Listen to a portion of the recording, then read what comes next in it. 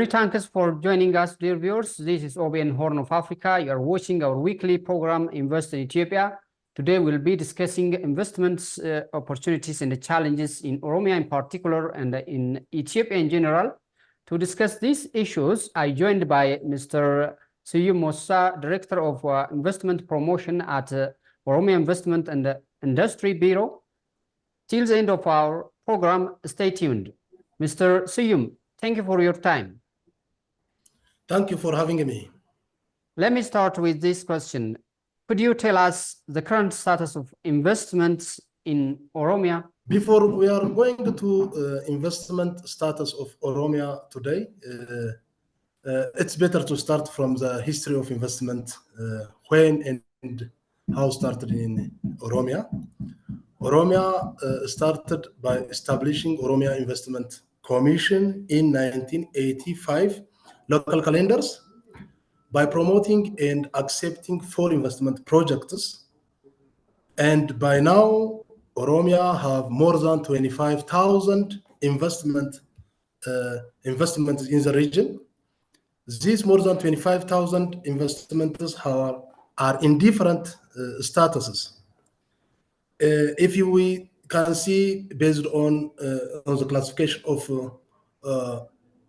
operational, non-operational, abundant, or in different cases, in Oromia, more than 54% investments are operational.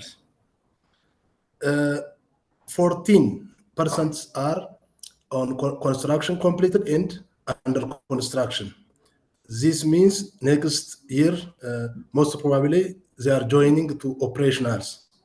The remaining are on different statuses, including this year, our investment board decision, including they are on what we call it, pre-bureaucratic or something. They are fulfilling document and the likes status. So next year they will start construction. Today's 14% they have under construction and construction completed may join operation in the next year. Based on the major economic categories, if you see major how the Oromia major investment structures shows that almost 23.8% are agricultural investment projects. 35%, almost 35% are manufacturing industry investments. The remaining 40.83% are service industries. So that Oromia is measured dominantly by service industries investments, but we are twisting and pushing to increase manufacturing industry and prioritizing manufacturing industry and agriculture. The third is service industry. So the other thing, what Oromia started, the new thing is evaluating the capacity utilization of operational manufacturing industries. When we see this one, almost 52% capacity. What does it mean? From the designed capacity of that manufacturing industry, they are operating at the status of 52%. This is why, because of different constraints. For example, power shortage, intermittent of power, financial constraint, lack of skilled manpower, and the likes may have a negative impact on the capacity utilization of manufacturing industries. The same to that, we are trying to put standards on measuring the operational capacity utilization of agricultural sectors as also. The other thing, if we see based on the nationality of the investments in our countries, dominant are local investors. Almost more than 95% are local investors. FDI or foreign direct investment are not more than 2%, and also diaspora 3%. Almost joint venture is very insignificant. So our investment are dominated by local investors. You have tried to mention the status of investments in Oromia. What are the investment opportunities available in Oromia in particular and in Ethiopia in general? Yeah, as we all know that Oromia is very large and have an immense natural resource and others. It have large arable lands for rainfed and also for irrigation. Its altitude is from high, medium, and low. It have all types of agroecologies. All agricultural investments can entertain in Oromia or can be productive in Oromia, like agricultural farms, oil seeds, coffee, cereal crops, fruit and vegetables, horticultures, even for commercial forests, as we all know that we are importing timbers from abroad, especially from Australia. So commercial, we are promoting commercial forests for timber and input for the furniture factories. And also we have available and good lands on for livestock productions. As we know, most lowlands are for goat farming, camel, and also are very fertile lands. Any investors can join us from anywhere in the world. Of course, I'm sure they are productive and profitable. We also promote dairy farms, poultry farms, even breeding. Our major problems are breed problem on dairy farms and goats, sheep, all. The other thing, we are promoting fattening. We do have an ample land resources, agroecologies for the fattening processing for local market as also for export markets. The other things are Oromia have an opportunity for manufacturing that our government leveraging manufacturing industries like textile and garment, leather and leather products, chemical and metal industries, pharmaceutical products, and also for construction input material industries. So Oromia are prioritizing, and our regional government, our bureau are leveraging manufacturing industry priority.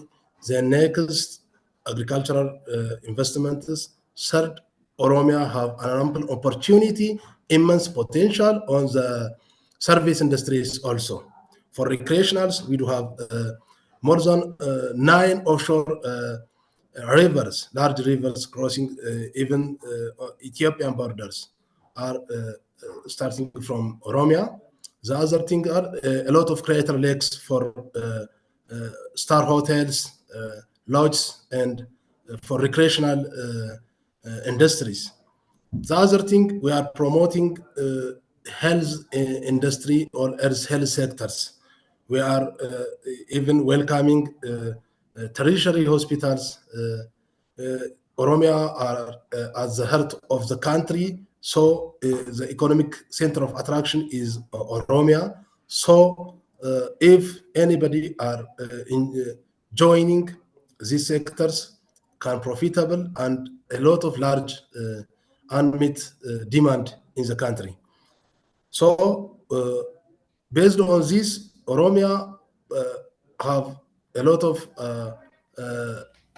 developing agricultural integrated agro-industry parks like Bulbula. You have mentioned that Oromia has a huge potential in investment. So what kinds of investment policies, opportunities, and incentives does the region have to attract both domestic and foreign investment?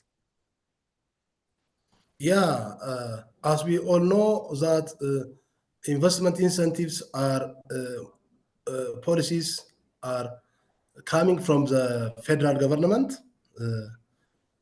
Oromia also provides that incentives like fiscal incentives, non-fiscal incentives, and other incentives also. Fiscal incentive, what does it mean? Income and customs tax exemptions, even loss carry forwarders, and also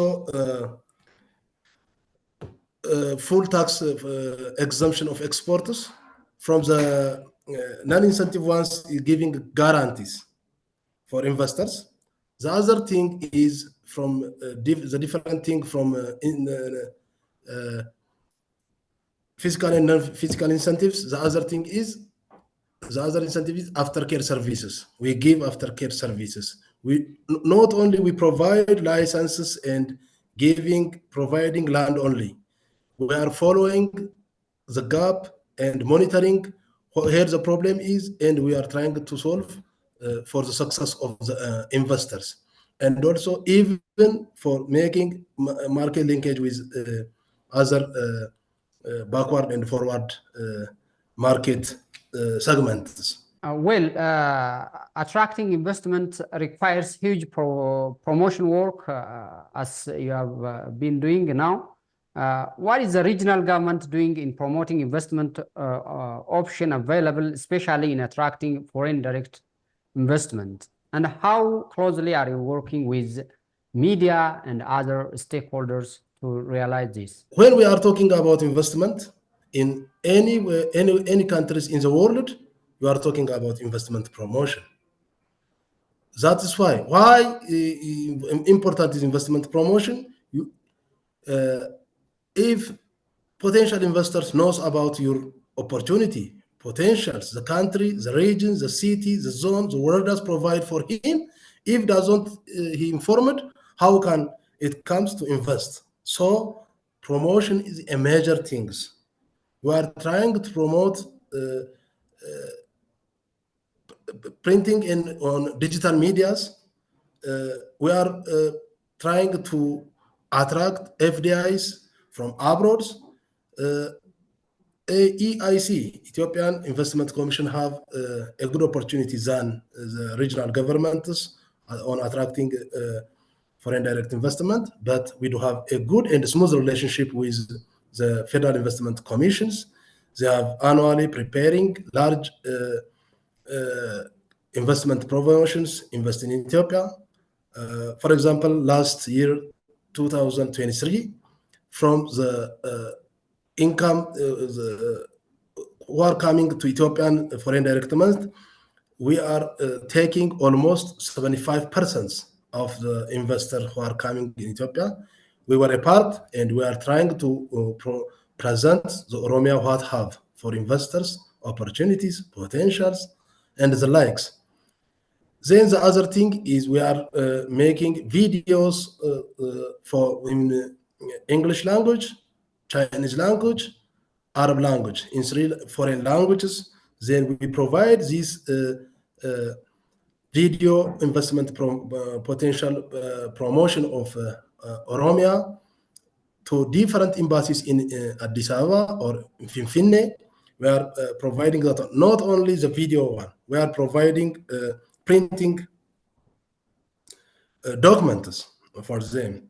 So we are recording a lot of things. It have a good outcomes for us. The other thing is we have even in this year, in Ethiopian calendar 2016, we have more than 3 investment promotion events, especially for local investors on the sector wide.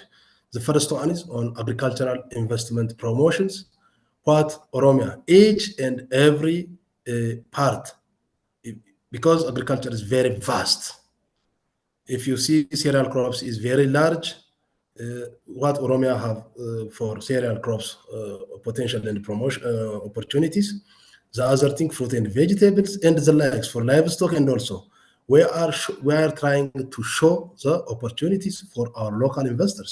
The other thing is on the manufacturing industry, what Oromia have based on their capacity for local investors. And the other thing is overall, including minerals and also on service industry, we are making promotions. So we are trying to promote Oromia what has. There are also various international events that promote investments of various countries. Do you have an engagement on that? Unfortunately, this year we don't have engaged in that one, but we are using that chance. For example, Industrial Park of Oromia was participating. We are sending our printing and video promotion material for them. Whatever the case, if they are coming, also our the office that is directly communicating is our office. So even if you are not physically participated, we are trying or we are using an opportunity. Good. Encouraging domestic investors is very crucial to create many homegrown investors, as you have mentioned. Do you have a platform to realize this? What you have been doing in this regard? I would like to thank our regional government and its cabinets for the commitments of transforming farmers and pastoralists to investment. This is have a clear regulation and standards that is approved by the regional cabinets. So based on that, up to the down structure of the zonal and warada cities, they are recruiting potential investors based on their capacities. We are we are subtracting a lot of requirements, criteria, mandates from other investors to make, even we are making to make a smooth relationship and can supply financial support, lease machines from financial institutes. The other thing, we are requiring a small amount of capital, different from the other investors, local investors. And also the other thing is small and micro enterprises also, local investors. We are promoting them, we are supporting them when they are transforming from small and small to medium, or from medium to large. We are we are giving trainings, we are providing lands, and a lot of things support us to key stakeholders that can help these local investors.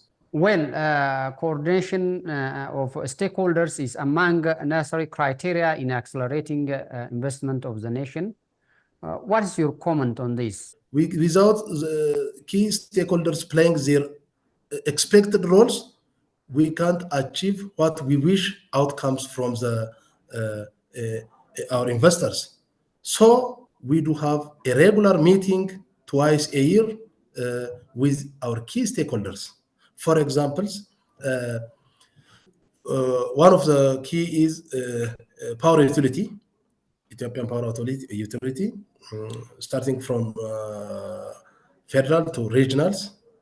The other is financial institutions, is a key sectors, and all the stakeholders, land administrations, all we have each sectors, each projects, each enterprises, we try to identify their problems, where their problem is, for increasing their capacity utilization, or their starting to construction or land handovering.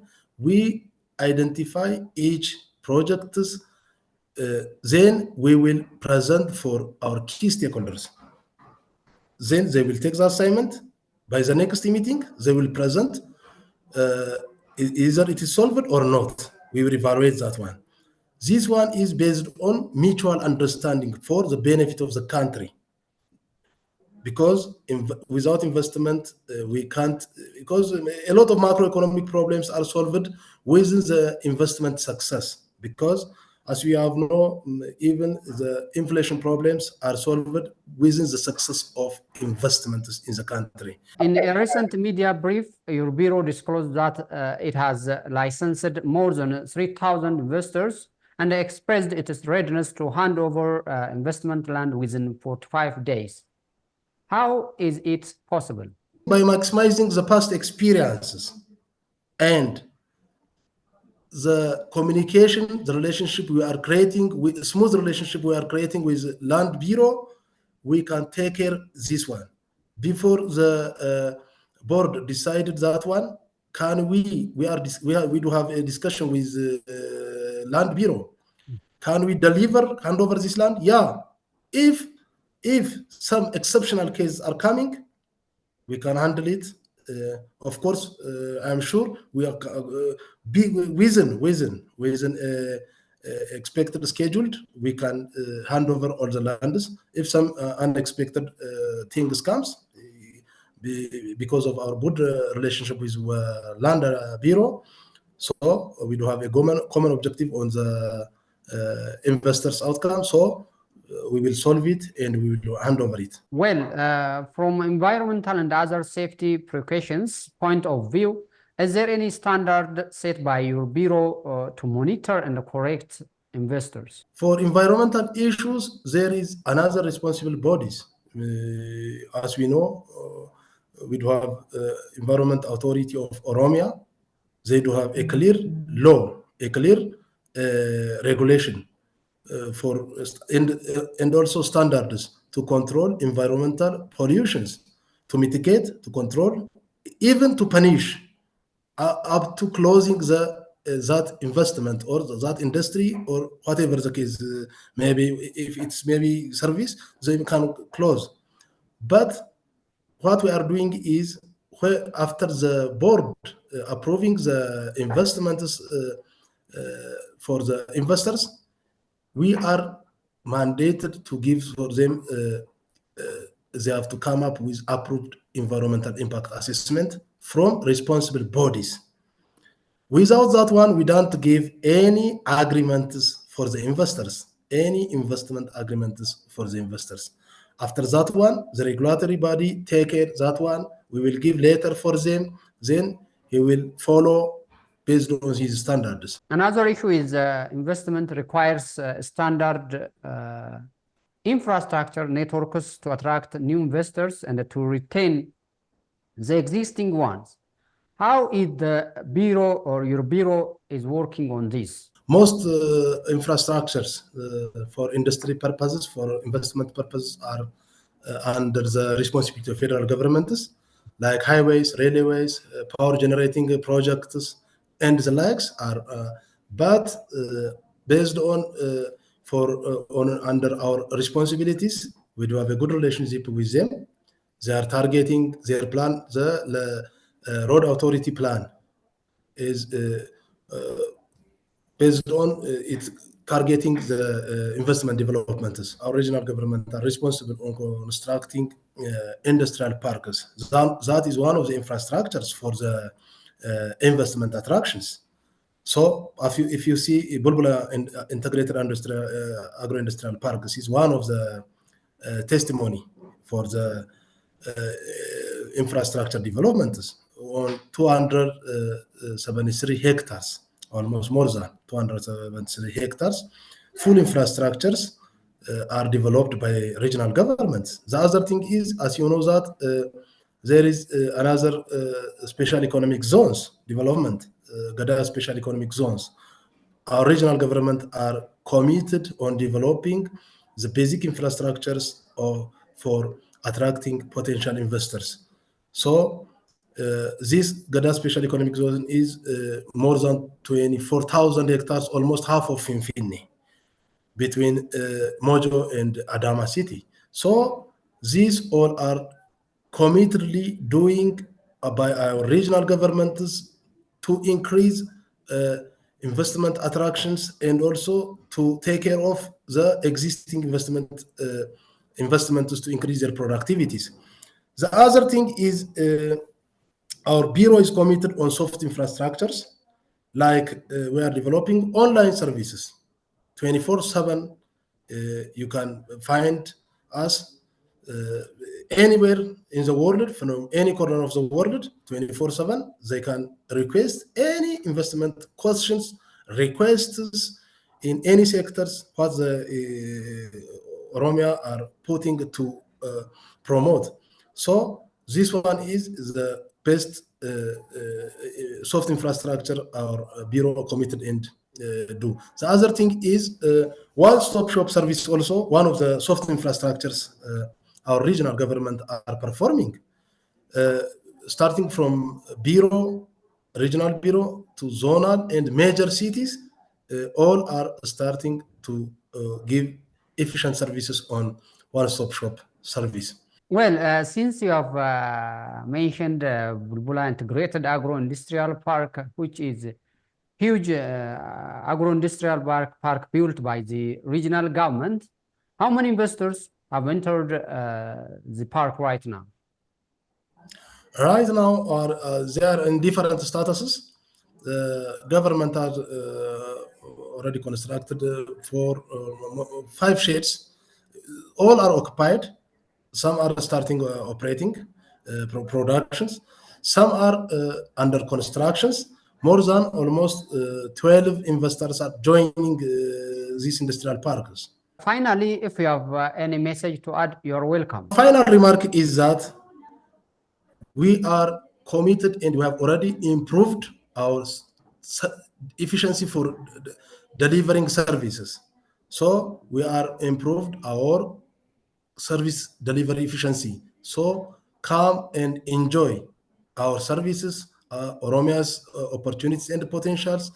I am sure you will succeed. You will gain profit more than anywhere in the world. So I would like to say, invest in Oromia. Thank you. Okay, Mr. Seyoum Mosisa, Director of Investment Promotion at the Oromia Investment and Industry Bureau. Thank you for your time. Thank you. Thank you again.